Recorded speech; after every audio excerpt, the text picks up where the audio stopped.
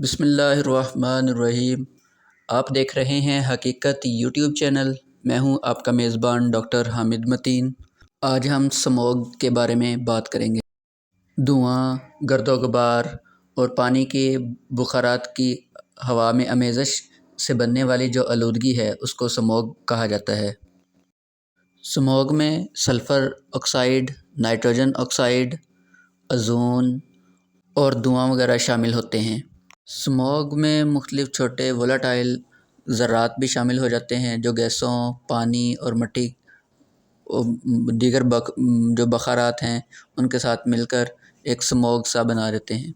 اس کے علاوہ جو ہمارے پاس سلفر آکسائڈ ہے اور نائٹروجن آکسائڈ ہے، یہ صنعتوں سے نکلنے والے دھوئیں، گاڑیوں میں جلنے والے جو ایندھن ہے، اس سے جو گاڑیوں سے نکلنے والا دھواں ہے اس میں پایا جاتا ہے۔ اس کے علاوہ کوڑا کرکٹ وغیرہ جلانے سے بھی یہ پیدا ہوتا ہے۔ سلفر آکسائڈ اور نائٹروجن آکسائڈ کے جو ذرات ہیں وہ سورج کی جو دھوپ ہے لگنے کی وجہ سے یہ سموگ کی شکل اختیار کر لیتا ہے، جس کو فوٹو کیمیکل سموگ بھی کہا جاتا ہے۔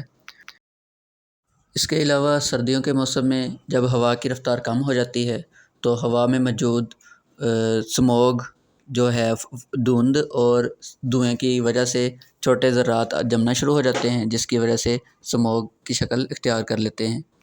یہ چھوٹے جو ذرات ہیں یہ ٹھوس شکل میں بھی ہو سکتے ہیں اور مائع کی شکل میں بھی ہو سکتے ہیں، اور یہ ہوا میں جو موجود آکسیجن ہے اس پر اثر انداز ہوتے ہیں اور جو سانس لینے کا عمل ہے وہ متاثر ہوتا ہے، اور اس کے نتیجے میں ہمیں سانس لینے میں دشواری پیش آتی ہے۔ سردیوں میں جیسے ہی ہوا میں نمی کا تناسب بڑھتا ہے تو ہوا میں موجود دھواں جو صنعتی ہو سکتا ہے، گاڑیوں سے نکلنے والا دھواں ہو سکتا ہے، یا فصلوں کے باقیات کو آگ لگانے کی وجہ سے جو دھواں ہوتا ہے، ان کے ذرات ہوا میں نمی کی وجہ سے سموگ کی شکل اختیار کر لیتے ہیں، جو سانس لینے میں دشواری کا باعث بنتے ہیں۔ اگر کسی علاقے میں سموگ پائی جائے یا اس علاقے کو سموگ نے گھیرا ہوا ہو تو اس علاقے میں جانے سے اجتناب کریں، کیونکہ اس کے اثرات فوری ظاہر ہونا شروع ہو جاتے ہیں۔ سموگ والے علاقوں میں سانس لینے میں دشواری پیش آتی ہے، دمہ، گلے کی خراش، آنکھوں میں جلن وغیرہ ہوتی ہے، بخار، کھانسی، فلو اور پھپھڑوں کی بیماریاں لاحق ہو سکتی ہیں۔ دمے والے مریضوں کو سموگ والے علاقوں میں گھومنے سے دورے کا خطرہ بڑھ جاتا ہے۔ سموگ سے بچے، بوڑھے اور نظام تنفس کے شکار مریض زیادہ متاثر ہوتے ہیں۔ سموگ کی وجہ سے پودوں اور جنگلات کی جو نشو و نما ہے وہ بھی متاثر ہوتی ہے۔ ایئر کوالٹی انڈیکس کی مدد سے فضا میں پائی جانے والی آلودگی کو جانچا جاتا ہے۔ ایئر کوالٹی انڈیکس کی ویلیو اگر 0 سے 50 تک ہو تو اس کو اچھا تصور کیا جاتا ہے۔ اگر ایئر کوالٹی انڈیکس کی ویلیو 50 سے 100 تک ہو تو درمیانے درجے کی آلودگی تصور کی جاتی ہے۔ اگر ایئر کوالٹی انڈیکس 100 سے لے کر 200 تک ہو تو یہ غیر صحت بخش تصور کی جاتی ہے۔ اگر ایئر کوالٹی انڈیکس کی ویلیو 200 سے لے کر 300 تک ہو تو یہ مضر صحت تصور کی جائے گی۔ جب کسی علاقے میں ایئر کوالٹی انڈیکس کی ویلیو 300 سے 500 تک ہو تو یہ خطرناک تصور کی جاتی ہے۔ جیسے جیسے صنعتی ترقی ہوتی گئی ہے ویسے ویسے سموگ میں اضافہ ہوتا گیا ہے۔ یہ ترقی پذیر ممالک کا ایشو ہی نہیں ہے بلکہ ترقی یافتہ ممالک بھی اس سے متاثر ہوتے ہیں۔ امریکہ اور یورپی یونین جیسے ممالک بھی اس سے متاثر نظر آتے ہیں۔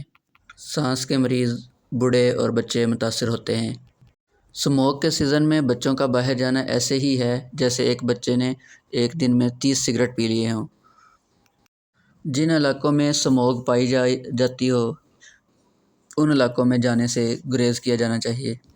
سانس کی حفاظت کے لیے ماسک لگائیں، اور اس کے ساتھ ساتھ آنکھوں میں جلن سے بچنے کے لیے اینک کا استعمال کیا جا سکتا ہے۔ اگر آپ کسی ایسے علاقے میں ہیں جہاں پہلے سموگ نے پورے شہر کو گھیرا ہوا ہے تو اس صورت میں گھر سے باہر نکلنے سے گریز کریں۔ گھروں کی کھڑکیاں وغیرہ بند رکھیں۔ سموگ والے دنوں میں خاص کر دن کے درمیانی حصے میں جب زمین پر اوزون کی مقدار زیادہ ہوتی ہے تو اس وقت ورزش وغیرہ کرنے سے اجتناب کرنا چاہیے۔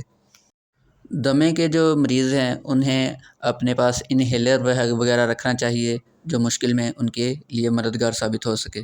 تمباکو نوشی وغیرہ ترک کر دیں۔ اگر آپ باہر گئے ہوئے ہیں تو گھر واپس آنے پر چہرے اور جسم کے کھلے حصوں کو صابن وغیرہ سے دھو لیں۔ پانی اور چائے کا استعمال بڑھا دیں۔ اسموگ والے دنوں میں غیر ضروری گھر سے باہر نکلنے سے بھی اجتناب کرنا چاہیے۔ اسموگ والے دنوں میں حادثات سے بچنے کے لیے فوگ لائٹس کا استعمال لازمی کریں۔ اگر آپ کو ہماری کاوش پسند آئی ہے تو چینل کو لائک اور سبسکرائب کر دیں تاکہ مزید آنے والی ویڈیو بر وقت آپ تک پہنچ سکے۔